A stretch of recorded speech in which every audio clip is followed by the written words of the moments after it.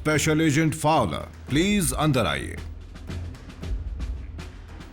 Private daily यहाँ camera के साथ क्या कर रहे हैं? आज की मीटिंग को वो रिकॉर्ड करने वाले हैं। सोल्जर, थोड़ा दूर जाइए। पता होता तो अच्छे कपड़े पहन कर आता। मीटिंग वैसे ही चलेगी जैसे आज तक चलती आई है, लेकिन मैं तुम्हें बता दूं कि सुपीरियर्स काफी कुछ बदलना चाहते हैं। वो हाल ही में हुए हादसों का खुलासा चाहते हैं। सही समझे तो शुरुआत करते हैं ऑप्टिमस प्राइम की मौत से।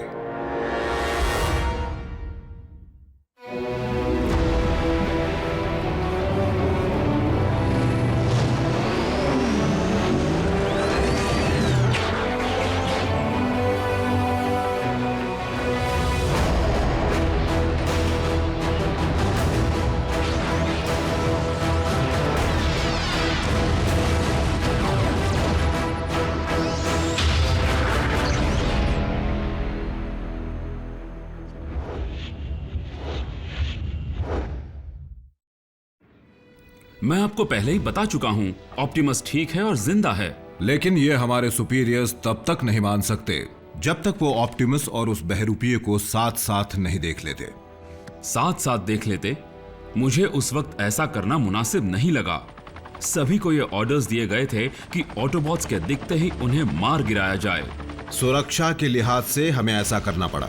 इसका अच्छा पहलू तो देखिए, अब हमारे पास मैक की पूरी जानकारी है, खासकर उनके लीडर साइलस की। वैसे उसका असली नाम है कर्नल लीलैंड बिशप। वो एक्स स्पेशल टैक्टिक्स था, प्रोजेक्ट डायनेक्लीज का आर्किटेक्ट, जिसने ऐसे सैटेलाइट्स बनाए जो धरती पर कहीं भी लेजर बीम्स फायर कर सकें। और मैं आपको बता दूं कि वही बिशप को निकाले जाने की सबसे बड़ी वजह बन गए। उसके पास ऐसे और कई भयंकर आइडियाज थे, बागी बनने के बाद उसने उन्हें भी पूरा किया। लेकिन उसकी लाश क्यों नहीं मिली? यही तो चिंता की बात है। साइलस की तरह मैक के एजेंट्स भी स्पेशल टैक्टिक्स से हो सकते हैं। उनकी पहचान हो सकती है? नहीं, वो हर वक्त अपने चेहरे को ढक कर रखते हैं, इसीलिए उनका पता लगाना ज्यादा जरूरी है। और बड़े खतरों से तो ऑटोबॉट्स निपट लेंगे, क्योंकि वही ये काम कर सकते हैं। क्योंकि तुम्हें बड़े ही खुफिया स्टार पर काम करने की इजाजत दी गई है, इसलिए मैं उनके बारे में सब कुछ जानना चाहता हूँ। हमारे ट्रांसफॉर्मिंग मेहमान ऑटोनॉमस रोबोटिक ऑर्गेनिजम्स हैं जो प्लैनेट साइबरट्रॉन से आए हैं। वो वहां जंग लड़ रहे थे। शुरुआत तो हमारे प्लैनेट से एनर्जॉन के सप्लाई के लिए हुई थी, जो हम ऑटोबॉट्स का फ्यूल और जिंदगी दोनों है, और डिसेप्टिकॉन्स का भी। तुम्हें जंग का वो वक्त याद है जब दोनों तरफ के बॉट्स ने अपने अपने एनर्जॉन को छुपाना शुरू किया था? याद है। इसी वजह से तो कई प्लैनेट्स पर एनर्जॉन डिपॉजिट्स हैं, जैसे कि पृथ्वी पर हैं। और बाकी प्लैनेट्स पर भी एनर्जॉन के लिए लड़ाइयां हुई, जैसा कि यहाँ भी हो सकता है। उसी एनर्जॉन और अब डार्क एनर्जॉन की लड़ाई आज तक चली आ रही है। और तुम्हें इस बात का पक्का यकीन है? मैंने जो देखा है उसमें ना यकीन करने जैसा कुछ नहीं, लेकिन फिर भी मैं टीम प्राइम की दी फील्ड रिपोर्ट्स पर ज्यादा भरोसा करता हूँ, जो मैं आपको दिखाना चाहता हूँ। अच्छा, अब ये बताइए कि आप उनके साथ कब और कैसे जुड़े, एजेंट फाउलर? आप जानते हैं कि मैं कुछ ऑटोबॉट्स की देखरेख करने वाले काम से बिल्कुल खुश नहीं था। प्राइम कहां है वो? जरूर कहीं जाकर तोड़फोड़ मचा रहा होगा। लेकिन मैं इस काम को जितना आसान समझता था, यह उससे कहीं ज्यादा खतरनाक था। रॉड लेकर आओ। ऑटोबॉट्स ने मुझे मुसीबत से इतनी बार बचाया है कि मैं गिन भी नहीं सकता। बेशक बदले में मैंने भी उनकी मदद की है। तुम घबराओ मत दोस्त, मदद बस पहुंचने वाली है।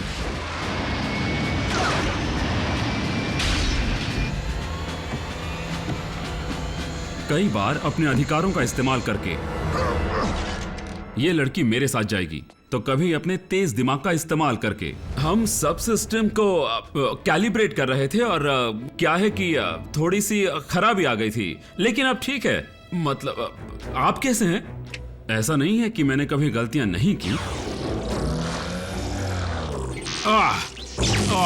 फिर से नहीं। नहीं, ऐसा नहीं हो सकता।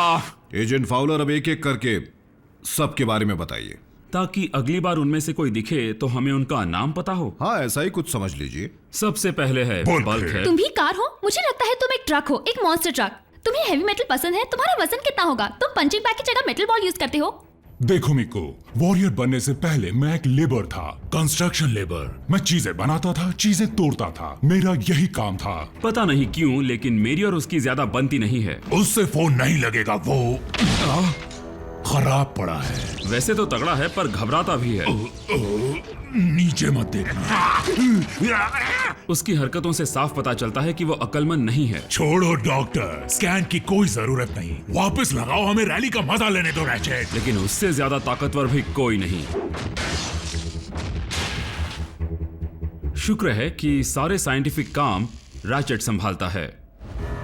वो डॉक्टर ज्यादातर चिड़चिड़ा ही रहता है। क्या मेरी देख रेख के बिना तुम चाहते हो ना कि सब काम ठीक से हो? कितना ड्रामेबाज है। लेकिन जरूरत पड़ने पर वो अपना असली जलवा भी दिखाता है।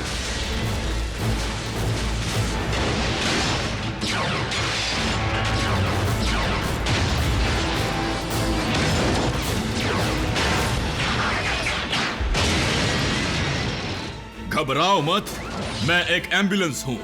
फिर आती है आरसी, एक मोटरसाइकिल। कद में सबसे छोटी जरूर है, लेकिन काम बड़े बड़े करती है।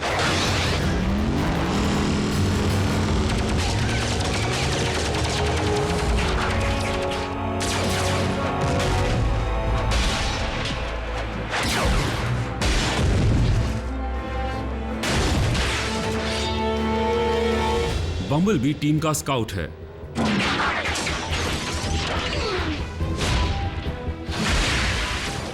अब तक वो योद्धा बना नहीं है, लेकिन सच कहूं तो उसमें काबिलियत है। आरसी कम बोलती है, लेकिन बम्बल भी ऐसा एक भी शब्द नहीं बोलता जिसे हम समझ सकें। ये हमें अंदर बुला रहा है? नहीं, सिर्फ मुझे। पर तुम्हें कैसे पता चला? इसी ने कहा। इसके पीछे एक बड़ी वजह है। साइबरट्रॉन की जंग के दौरान मेगाट्रॉन ने बेचारे का वॉइस बॉक्स ही तोड़ दिया था। यानी ऑटोबॉट्स उतने भी मजबूत नहीं हैं जितना हमने सोचा था। आप गलत समझ रहे हैं। वो पिटे जरूर हैं, लेकिन हारे नहीं। लेकिन कभी कभी वो भी कमजोर पड़ते हैं। तुम लड़कियों की तरह चिल्ला रहे थे? नहीं, शायद।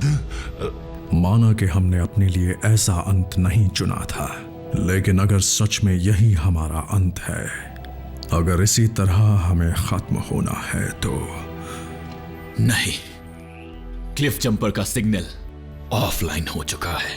क्लिफ जा चुका है। यहाँ पर अफसोस मनाने से कोई फायदा नहीं। हमने इस बात को तब जाना जब हमने क्लिफ जंपर को खो दिया। और आपको यकीन है कि क्लिफ जंपर के बाद कोई ऑटोबॉट नहीं मरा? मैंने कहा ना, आपके पास जो बेजान ऑटोबॉट है वो प्राइम नहीं, उसकी कॉपी है। सिर्फ आपका कहना काफी नहीं होगा। जब तक हमें साइलस या मैक की बनाई उस टेक्नोलॉजी का कोई सबूत नहीं मिलता जिससे वो उस कॉपी को चला रहे थे। मैं कोई भी सुराग नहीं छोड़ते, ये बात आप भी जानते हैं। आपकी आखिरी रिपोर्ट के मुताबिक ऑप्टिमस प्राइम डिसेप्टिकॉन्स के साथ मिल गया था। जानबूझकर नहीं, प्राइम अपनी याददाश्त खो बैठा था, इसीलिए ऐसा हुआ। लेकिन ये सारे सबूत इसी तरफ इशारा करते हैं कि हाल ही में हुए हमलों के पीछे उसी का हाथ हो सकता है। देखिए, हमारे सुपीरियर्स को डर लगने लगा है कि हम जिन पर भरोसा कर रहे हैं वो कभी भी मुड़कर हम पर हमला कर सकते हैं। इसलिए मुझसे पूछा गया है कि क्या आपको ट्राइब्यूनल के सामने ले जाना ठीक रहेगा? ट्राइब्यूनल? वो तो ऑपरेशन बंद करवा सकते हैं, मुझे जेल में डाल सकते हैं। जनरल ब्राइस प्राइम धोखेबाज नहीं है, वो हमारा साथी है। वो ऑटोबॉट्स कभी किसी को नुकसान नहीं पहुंचाएंगे। उन बच्चों से पूछ लीजिए। बच्चे? वो दरअसल हमारी इन हाउस सपोर्ट टीम का नाम है। मुझे लगा था कि आप इकलौते इंसान हैं जो उनके संपर्क में हैं। वो अचानक शामिल हो गए। आपने एक खुफिया ऑपरेशन में सिविलियंस को शामिल किया? वो बड़े काबिल सिविलियंस हैं जो कई कामों में माहिर हैं, जैसे कंप्यूटर साइंस, मेडिसिन, कम्युनिकेशंस। मुझे तोड़फोड़ पसंद है। वो। मान गए? टुकड़े कर देना। नहीं समझा। सॉम्बी, तुम तो स्पेस से आए हो ना?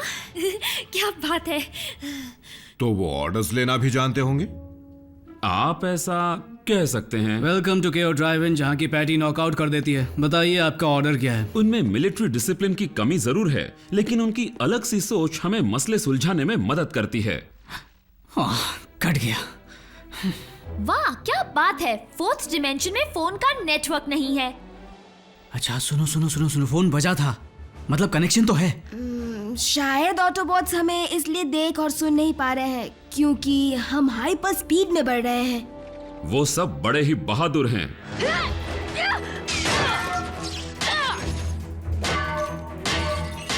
ये मुझसे नहीं बचेगा।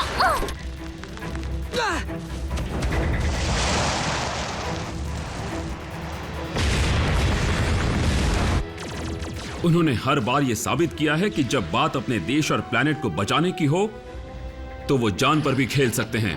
यानी उन सिविलियंस ने दुश्मन का भी सामना किया है। मैं चेहरे भूलता नहीं, इंसानों के भी नहीं। तुमने अगर कोई चालाकी की तो तुम मेरा चेहरा कभी नहीं भूल पाओगे, कभी नहीं। इत्तेफाक से सामना होता रहा। मीको, यहाँ मत देखो। लेकिन अपना मुंह घुमा लो। लेकिन फिर भी ऑटोबॉट्स के लिए उन इंसानों और बाकी सारे इंसानों की सुरक्षा से बढ़कर और कोई चीज नहीं है। इन पर कोई प्रोटेक्टिव शेल नहीं है। अगर हमारे पैर के नीचे आ गए तो ये कुचले जाएंगे।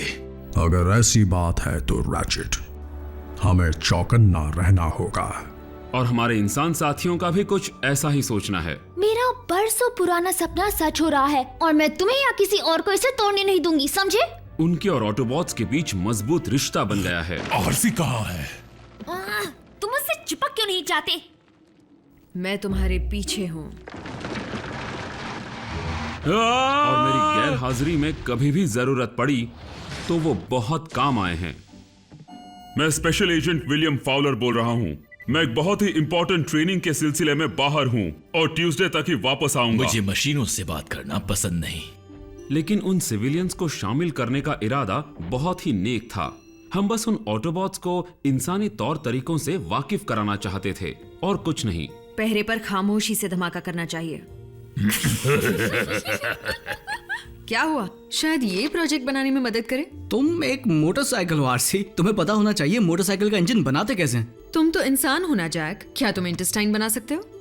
तुम चाहती हो मैं तुम्हें उस बंद जगह में ब्रिज से भेजूं जो 300 किलोमीटर प्रति घंटे की रफ्तार से चल रही है? तुम्हें पता है इस प्लान में कुछ भी गड़बड़ हो सकती है। बुरा हादसा, मानसिक या शारीरिक हानि, लोहे का घिसना। वैसे आखिरी वाला मेरे लिए था। अफसोस हमने अब तक उनके साइंस का पूरी तरह फायदा उठाना शुरू नहीं किया है। लेकिन मैं अपने B2 प्लेन को बिना फ्लाइट सूट पहने उड़ा सकता हूं। तो आपके ऑर्गन्स ना फटने की वजह क्या है? रैचेट ने कैबिन के प्रेशर रेगुलेटर में थोड़े फेरबदल किए थे। मैं आराम पसंद इंसान हूं। हम शायद मुद्दे से हट रहे हैं। ये बताइए कि अब तक हम मेगाट्रॉन को खत्म करने में कामयाब क्यों नहीं हुए? नहीं! शायद डिसेप्टिकॉन के लीडर के पास 9 जिंदगियां हैं, यही वजह है। वो मेरी आंखों के सामने है। अच्छी खबर ये है कि वो मुझे नहीं देख पा रहा, उसकी आंखें बंद हैं। ऐसा नहीं कि हमने कोशिश नहीं की। अजीब बात तो ये है कि जब उसे मारने का मौका मिला तब हमें उसकी जरूरत थी। मेगाट्रॉन ने इंसानों को बचाने में मदद की थी। ऑप्टिमस, हमारे दोनों गिरोह ऑटोबॉट और डिसेप्टिकॉन कोई नहीं बचेगा। अगर यूनिक्रॉन बच गया तो। खोलकर बताइए। हमारे सामने मैक या डिसेप्टिकॉन से भी बड़ी मुसीबत खड़ी हो गई थी। ऐसा दुश्मन जो सदियों से यही था, यूनिक्रॉन। आपको यह सुनने में अजीब लगेगा, पर हमारे प्लैनेट का कोर वो नहीं है जो हमारा साइंस समझता है। वो दरअसल यूनिक्रॉन है। एजेंट फाउलर, माफ कीजिएगा पर मुझे मजबूरन यहीं रुकना होगा क्योंकि आपको किसी दिमाग के डॉक्टर के पास भेजना बेहद जरूरी है। ये आप क्या कह रहे हैं? यूनाइटेड स्टेट्स गवर्नमेंट का रिप्रेजेंटेटिव होने के नाते मैं घोषित करता हूं कि आप अपना मानसिक संतुलन खो चुके हैं।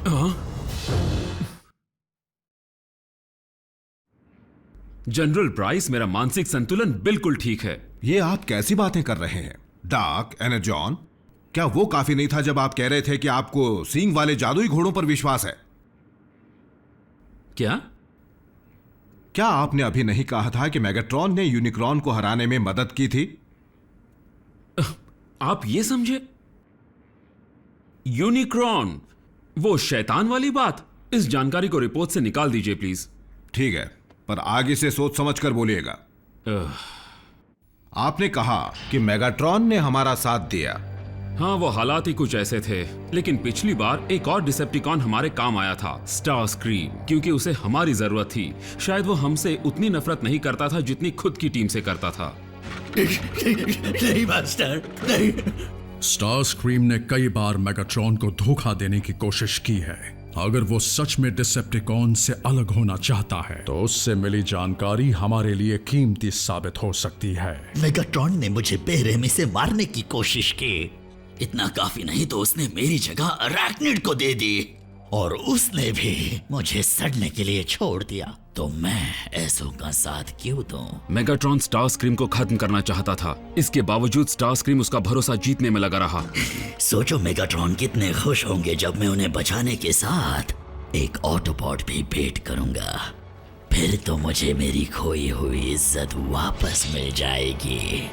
स्टार स्क्रीम घबराहट में कुछ भी कर सकता है, इसलिए कुछ बातों में वो मेगाट्रॉन से ज्यादा खतरनाक हो सकता है। बस बहुत हो गया तुम्हारा मजाक, अब मैं तुम्हें नहीं छोड़ूंगा। पता नहीं वो चाहता क्या है, मेगाट्रॉन की वाहवाही या मेगाट्रॉन का ओहदा।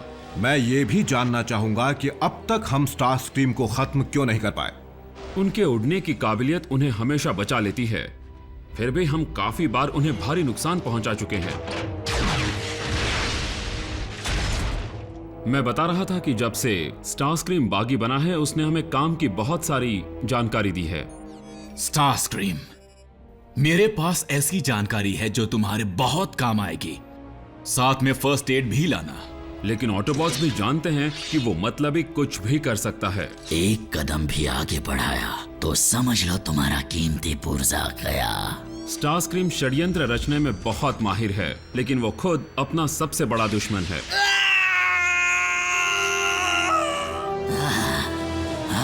ये क्या?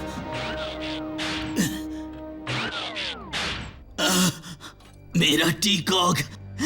तुम्हारा टीकॉग ले गए? और वो अकेला नहीं है जो मेगाट्रॉन की जगह पाना चाहता है। वो मकड़ी अरैक्निड भी बहुत बेरहम है और वो भी यही चाहती है। और आरसी और उसकी पुरानी दुश्मनी है। मुझे तो लगता है कि अगली बार जब उनका सामना होगा तो दोनों में से कोई एक ही बचेगा। अगर अरैक्निड मेगाट्रॉन से बच पाई तो डिसेप्टिकॉन्स की आपस की लड़ाइयां अब तक जारी हैं। हाँ, कुछ में है। मेगाट्रॉन ने अपने साथियों को प्यार से रहना नहीं सिखाया। तो क्या हम इस मौके का फायदा नहीं उठा सकते? किसी डिसेप्टिकॉन को हमारे साथ जुड़ने के लिए मना नहीं सकते? ऐसा एक है जिसकी प्राइम बहुत इज्जत करता है। इसमें कोई शक नहीं कि कोई भी डिसेप्टिकॉन भलाई का रास्ता नहीं चुनेगा, लेकिन फिर भी उन्हें मौका जरूर देना चाहिए। लेकिन ड्रेडविंग ने शहर का जो हाल किया था वो देखने के बाद उम्मीद कम है। तो फिर मैं कहना चाहूंगा कि अगर ऑप्टिमस को लगता है कि एक डिसेप्टिकॉन में बदलने की काबिलियत हो सकती है तो ऐसा भी हो सकता है कि कोई ऑटोबॉट भी बदल जाए। कोई नहीं जानता कि डिसेप्टिकॉन्स के साथ मिलने के बाद ऑप्टिमस ने उन्हें क्या क्या बताया, ना आप ना ही ऑटोबॉट्स। इसका जवाब मुझे रैचेट ने दिया था। डिसेप्टिकॉन बनना कोई भी चुन सकता है फाउलर, पर मैंने कभी नहीं सोचा था कि ऑप्टिमस जैसा कोई उसे चुनने का फैसला कर सकता है। भले ही ओरायन पैक्स अब एक ऑटोबॉट ना हो यहां से, लेकिन मुझे पूरा यकीन है कि वो हमेशा से वही रहेगा यहां से। लेकिन याददाश्त खोने के बावजूद प्राइम ने मेगाट्रॉन का साथ ना देने का फैसला किया। लेकिन प्राइम में भी बदलाव आए हैं। तुम्हारी एक ही प्रॉब्लम है ऑप्टिमस, तुम दिखने में तो बहुत बड़े हो पर हो खोखले। तुम्हें मेगाट्रॉन को खत्म करने का मौका मिला था ऑप्टिमस, है ना? बल्कि कई मौके मिले थे। और इस ड्रिल से मुझे खत्म कर दो। ये खड़े खड़े क्या देख रहे हो? सबको तुम पर गर्व होगा। मौके का फायदा उठाओ। ऑप्टिमस जरूर उठा था। नहीं, कभी नहीं, इस तरह नहीं। तुम मुझे जिंदा कैद करोगे या मुझे यहीं खत्म करोगे? प्राइम ने हाल ही में साबित कर दिया कि वह इंसानियत के लिए अपने उसूलों को भुला सकता है। ऑप्टिमस प्राइम वफादारी की मिसाल है। वो और उसकी टीम दिन रात अपनी जान हथेली पर लेकर घूमती है और बदले में कुछ नहीं मांगती। अगर तुम नहीं बच पाए ऑप्टिमस, तो ये प्लैनेट भी नहीं बचेगा। तुम ठीक कहते हो। सच तो यह है कि प्राइम में थोड़ी सी भी बुराई नहीं है। रास्ते से हटो। एजेंट फाउलर, घबराने की क्या जरूरत है? ऑटोबॉट्स का दोस्त होने के नाते मैं सलाह दूंगा कि यह वक्त प्राइम पर सवाल उठाने के लिए बिल्कुल भी सही नहीं है, क्योंकि जो मुसीबत आने वाली है वो पहले से ज्यादा खतरनाक होगी। डिसेप्टिकॉन साइबरट्रॉन के कुछ खुफिया हथियारों की तलाश में हैं, और हमारी जानकारी के मुताबिक वो खतरनाक हथियार कुछ ऐसी पवित्र चीजें हैं जिनमें जादुई ताकतें भी हैं। जादुई? आप इसे भी भूल जाइए। मैं ये कहना चाहता हूं कि एक मिनट रुकिए। प्राइम, जल्दी यहां आ जाओ।